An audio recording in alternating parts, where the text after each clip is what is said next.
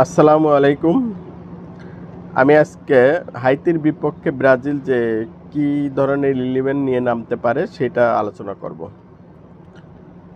Brazil, আমরা জানি Brazil মরক্কোর সাথে 1-1 ড্র করেছে এবং ব্রাজিল যে কোনো উপায়ে চাইবে যে এই ম্যাচটা জয় নিয়ে কামব্যাক করতে।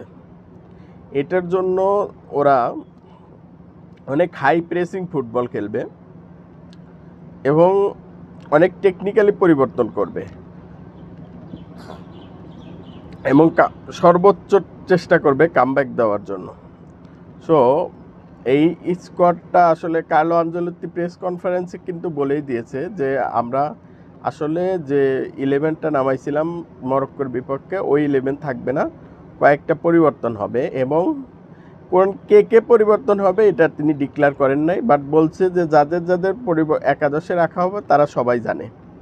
সো আমরা এখান থেকে একটা পসিবল 11 সাজাইতে পারি যেটা হয়তো আনচেলত্তি এইটা খেলাইতে পারেন। শুরুতে অ্যালিসন বেকার থাকবে, এটা নিয়ে কোনো ডাউট নাই। ও ইনজুরিতে কনসার্ন না থাকলে অ্যালিসনই স্টার্ট করবে, এটা শিওর। অ্যালিসন আমাদের শুরুর একাদশে থাকতেছে এবং সেন্টার ব্যাক পজিশনে মার্কিনিওস এবং গ্যাব্রিয়েল ম্যাগালেস থাকবে। অনেকে বলতেছে যে গ্যাব্রিয়েল ম্যাগালেস ইনজুরির সমস্যা বা ওকে বড় এই ম্যাচে রেস্ট দিতে চাইবে, এটা কখনোই সম্ভব না। কারণ হচ্ছে আমাদের যে পসিবল যে 11 এইটা আমাদের এখন পর্যন্ত সিলেক্টেড হয় নাই, টিমের মধ্যে এখনও কম্বিনেশন বিল্ড আপ হয় নাই, এখানে রেস্ট দেওয়ার কোনো প্রয়োজনই নাই। কার্লো আনচেলত্তি চাইবে নকআউট স্টেজের আগে তার 11টা ফিক্স করার জন্য, এজন্য যত বেশি প্লেয়ারদের খেলাইতে পারে উনি খেলাবে। সো এখানে গ্যাব্রিয়েল ম্যাগালেস আর মার্কিনিওস স্টার্ট করতেছে। এখন আসতে লেফট সেন্টার ব্যাক, লেফট ফুল ব্যাকে অবশ্যই এখানে ডগলাস সান্তোস আগে থাকবে এবং আমার মনে হয় ডগলাস সান্তোস এখানে স্টার্ট করতেছে। ডগলাস সান্তোস লাস্ট ম্যাচে অসাধারণ পারফরমেন্স দিছে। ওই গোলটা বাদে, মরক্কো যে গোলটা দিছে ওই গোল বাদে ব্রাজিলের ডিফেন্স লাইন মোটামুটি সলিড ছিল। এখানে ইবানেস একটু শেকি মনে হয়েছে, but Douglas Santos left full back হিসেবে স্টার্ট করতেছে, এটা শিওর। তারপর আসি রাইট ব্যাকে যদিও আমাদের কারোই পছন্দ না, বাট এখানে দানিলো স্টার্ট করবে, এটা আমরা সবাই জানি। দানিলো হচ্ছে কার্লো আনচেলত্তির একজন ফেভারিট প্লেয়ার এবং দানিলো এখানে স্টার্ট করবে। তারপর আসি হচ্ছে এখানে মিডফিল্ড পজিশনে আমার যেটা মনে হচ্ছে একটা ট্রায়াঙ্গল শেপ নিয়ে খেলবে ব্রাজিল।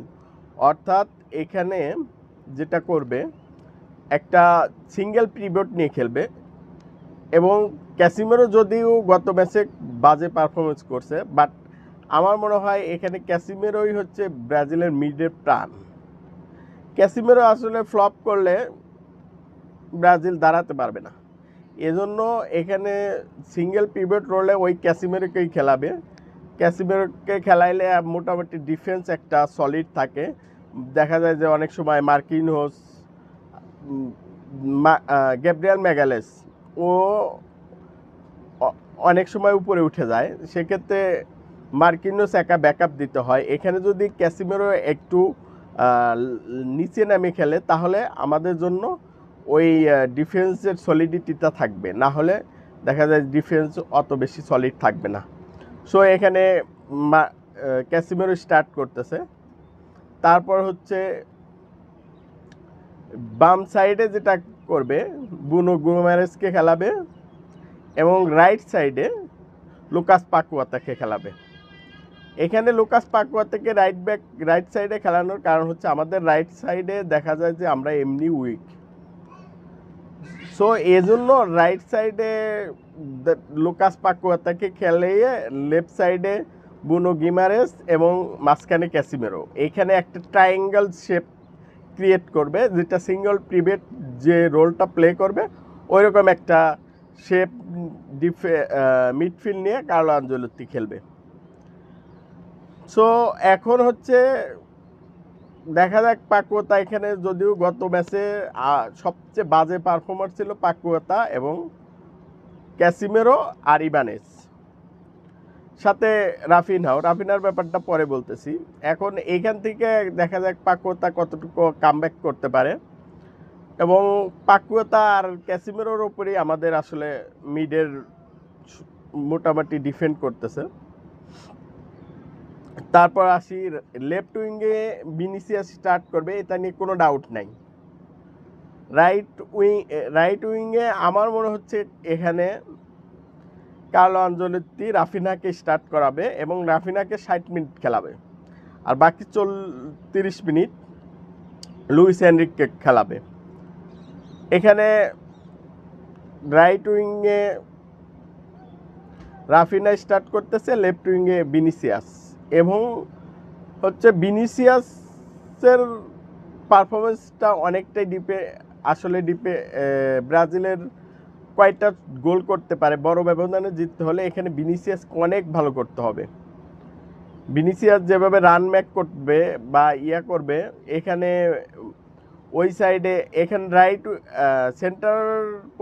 সেন্টার অ্যাটাকিং পজিশনে কোনহাকে খেলাবে, কারণ হচ্ছে কোনহা একটু নিচে নেমে এসে খেলতে পছন্দ করে। ওই জায়গায় ভিনিসিয়াসকে একটা স্পেস ক্রিয়েট করে দেবে। ওই স্পেসে আমার মনে হয় ভিনিসিয়াস রিয়াল মাদ্রিদে যেভাবে বক্সের মধ্যে ঢুকে, বক্সের ভিতরে ঢুকে কাটব্যাক করে ডান পায়ে যে শটগুলো নিত, ওই শটগুলো নেওয়ার স্পেসটা পাবে। সো এখন দেখা যাক ওই ভিনিসিয়াস কতটুকু কি করতে পারে। আর আরেকটা জিনিস হচ্ছে, এখানে কোনহাকে খেলানোর কারণ হচ্ছে ডিফেন্সের একটা সলিডিটি বা প্রেসিং করতে হলে এখানে কোনহাকে লাগবে।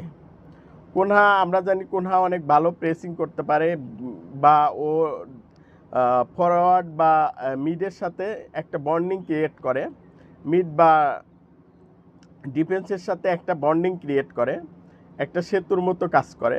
সো এইখানে কোনহা আমার মনে হয় একটা ভালো একটা রোল প্লে করবে। তারপর এই হচ্ছে ব্রাজিলের স্টার্টিং 11 আমার মনে হচ্ছে।